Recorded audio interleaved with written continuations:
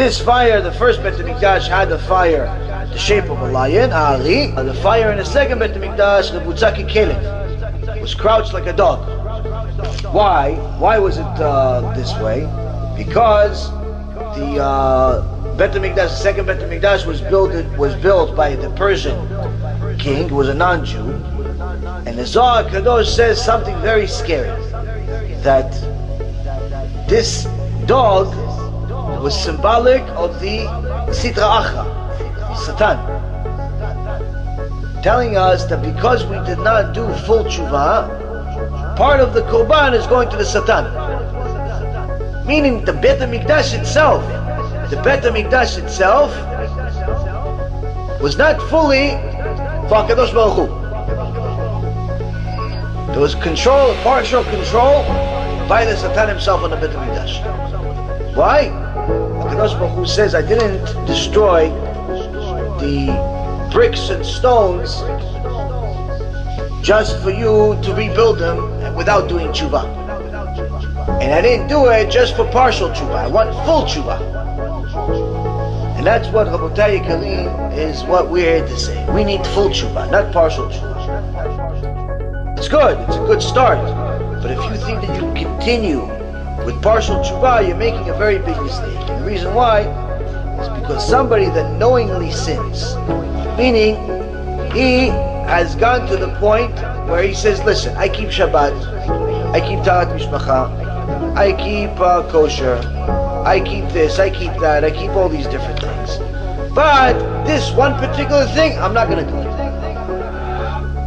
That thing, not that it's hard for me and I'm struggling with it. No, not that. I'm going to try to do it, but I'm just failing. No. This, I'm just not going to do it. It's not for me. Like he decides that this is not something he's going to do.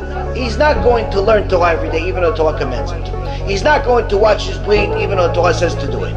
He's not going to do something Torah says to do it. He said, no, this is too much for me. And he decides actively that this is not what he's going to do. The Rambam writes, such a person is a kofer gamur, you cannot count him in minyan.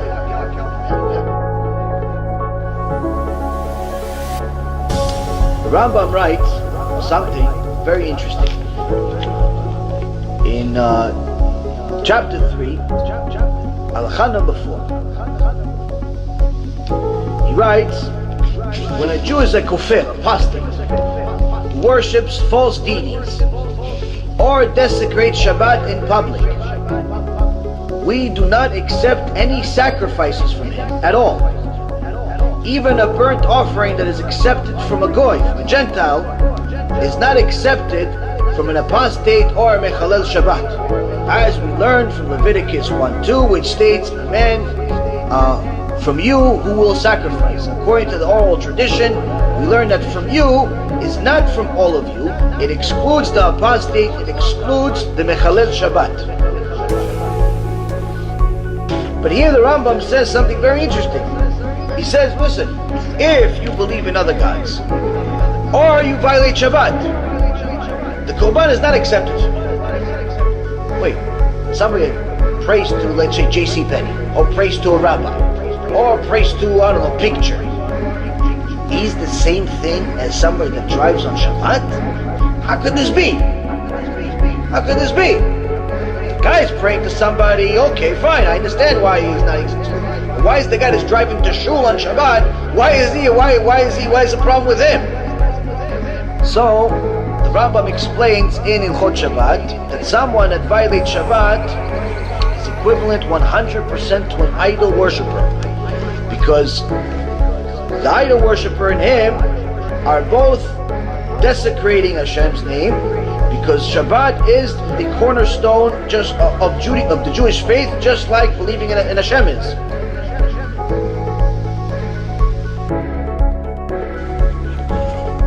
I am the man who has seen affliction by the rod of his anger. He says, I am the man who saw the worst things in the world. From here we see that Jeremiah was there witnessing all of this. He wasn't just prophesying of the future, what could be. He literally witnessed people dying in the streets, millions of them. He has placed me in darkness like the eternally dead. He has walled me in so I cannot escape. So what happened when Jeremiah tried to rebuke people? I've become a laughing stock to all my people, object of their jibes all day long. When he tried to tell people the truth, he tried to tell people to keep Shabbat, he tried telling people to do good things, get closer to Hashem so bad things stop.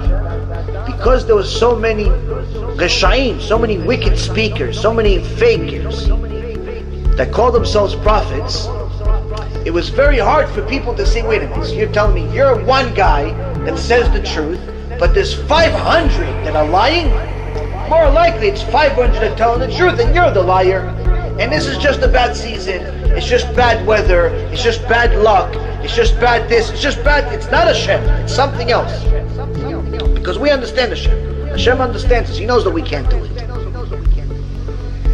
He says I've become a laughing stock. They make fun of him in public when he tried to tell them the truth. So what happens when this happens? Jeremiah tells them, you're forgetting that Hashem is Hashem and not just some person. In verse number 37 he says, מי זה אמר ותהי אדוני לא ציווה, מפי עליון לא תצא הרעות והטוב. מה יתונן אדם חי גבר על חטאו, נחפשה לדרכנו ונחקורה ונשובה עד אדוני. It says, whose decree was ever fulfilled unless the Lord ordained it? Is it not from the mouth of the Most High that evil and good emanate?